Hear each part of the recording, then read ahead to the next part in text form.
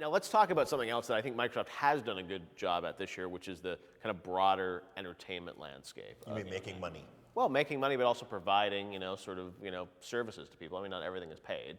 A lot of those apps and stuff like that you can download or not, you don't have to pay to get on those apps and see video. But you still have to pay for Xbox Live. You do have to pay access for Xbox Live. a lot of Absolutely, stuff. yeah. Yeah, you got to pay for Xbox Live. You're right. You know me. I love to interrupt you, Jeff. No. They have brought all these great entertainment apps, but again, you're still paying 50 or whatever it is, $60 a year now for Xbox Live just to get access to a lot of these apps. So I think it's all going. I mean, PlayStation Plus, they're adding a lot more. I mean, everyone's trying to get to that point where you're going to have to pay something for that, right? Yeah, I suppose I'm old-fashioned where I feel my online connectivity, coming from the PC background, I feel it should be. I'm paying for my internet service provider, I'm paying for my hardware, I'm paying for everything else. Right. I really shouldn't pay for this little bit extra, especially when somebody like Microsoft is making money hand over fist on Xbox Live. But I feel like Michael, from your perspective, Xbox Live, it's always going to cost that, right? If anything, it's going to cost more, I'm sure. Yeah, I think Microsoft planned from the day of launch of Xbox Live that we're going to spend a lot of money and make this a premium experience, and we expect to be reimbursed for that. Now, they probably had a break even of 3 or 4 million Xbox Live Gold members, and that's probably still their break even, so they're wildly profitable.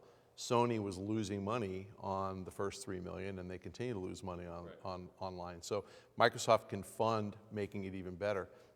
As far as entertainment, I think the breakthrough in 2012 for them was being device agnostic. Right. So their Smart Glass initiative works with any smartphone. And the music initiative that they announced just a week ago, they were very clear to me when I was briefed that come February, March, it will work on any device. Right. So I think the idea that Microsoft is embracing the Android platform and the iOS platform eventually, that you have a reason to interact with an Xbox with your phone or your tablet, gives them a huge competitive advantage going forward with delivering music and delivering movies and delivering TV. And I think people are going to really respond to that. And they're going to say, gosh, wait a minute, I can get rid of all my cable boxes if I buy an Xbox. Right. And I can get rid of all my remote controls and use Smart Glass. And I'm not talking science fiction here. I've said this on the show before. I have a Sonos system to control my music in my house, and I use an iPad as a controller. And so all I have to do is turn the stereo on. Yep. Everything else is done with this Smart Glass. Microsoft is embracing that technology. I think that really gives them a huge advantage over the other. And that's why I think people will gladly pay for Xbox Live if it's going to get them access to all this content across all their devices. And in some ways you won't pay for cable anymore because you're paying for Xbox Live. We'll probably pay for cable too. As part of Xbox Live. But I'm saying instead of paying $60 a year, you might pay $60 a month, and you're going to get HBO, and you're going to get all these other things as part of Xbox Live. That's eventually where this is going. I think the other thing that just irks me about Xbox Live in general with the Gold is that you're paying for the subscription and you still get all these ads rammed down your throat as well. That to me, and I know that's a lot, in the interaction I get with people who, follow my other show, they get pissed off at that. It's like, why do I pay $60 a year? And now we're back to gamer entitlement. That's for NeoGAF, the E word. Now we're going back to gamer entitlement. If you subscribe to magazines and they're full of ads and nobody says anything, you pay for basic cable and the TV delivered to you is full of ads and nobody complains. It's only in the gaming world with the little entitled masses, the little twerps, little whiners who can't stand it. And you're sounding like one of them now. I'm with you on so a lot of things. So would you pay $60 a month for Xbox Live if you had no ads? Like what's the value to you? Because that would cost you more. I think the value for me for Xbox Live is, it's kind of negated, because I'll be honest with you, since my Xbox Live account was hacked back in January, I actually haven't been on Xbox Live Gold. I actually went back to Silver. I didn't give them any more money, and I've and I haven't really noticed. I haven't missed it. What can you even do on Silver? He's been playing on the Miiverse. Yeah, I don't even know what you can do on Silver.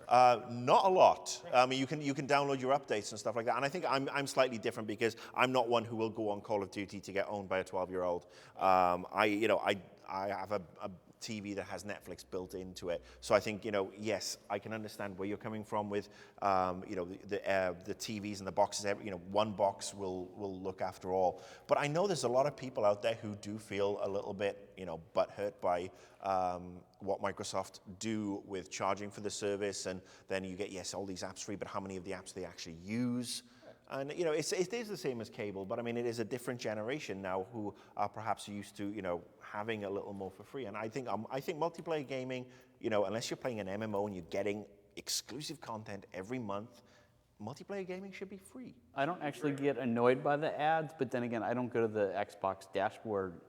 Not that many. I mean, there's certainly, I mean, sometimes there are video pre-rolls and stuff, but I mean, on the dashboard, it's not like, I mean, there's an advertisement slot. There are a bunch of them as you scroll. Sure, through. but I mean, they're not that Yeah, but invasive. the only time I ever go to the dashboard is like to install a game onto my hard drive. But I also don't use my Xbox as an entertainment thing. I mean, I'm an old man. I still watch TV like I used to. But I noticed over the summer, like, people would make this comment about everybody on my Xbox Live thing is only using it to watch like Netflix and whatever. And it's like, yeah, but that's because there weren't any games. Like, now that there's like games coming out, like, I notice everybody going back to playing games. Sure, no, absolutely, you're right. I think it's been, you know, really a lack of great software all year, and then towards the end of the year here, we're getting a lot of big games. Right, and it seemed like over, at least on Twitter, everybody seemed to be catching up on The Wire. I don't know what it was about this summer, but like everybody's using their Xbox. On Netflix streaming for the Yeah, first that's time. what it was, so, yes. You know. And it was literally everybody's using their Xbox to stream Netflix, to watch The Wire or Breaking Bad or all these shows that they had missed during the year. But now, of course, that you have all these great games coming out, it's like, everybody's playing Halo or Assassin's Creed or Forza or this or that. All right, so final thought on Xbox. Michael, are we getting a new Xbox next year? You're going to get an announcement of a new Xbox next year, and whether it's going to come out sometime between October of 13 and March of 14. And I think the hang-up is just whether they get their TV cable deals lined up so they can actually be a TV tuner. But yes, it's going to happen sometime in that window. All right, so 2013 will be a big year for Xbox. We'll be covering here on the bonus round. And when we come back, we are going to talk about Sony and PlayStation 3 in 2012.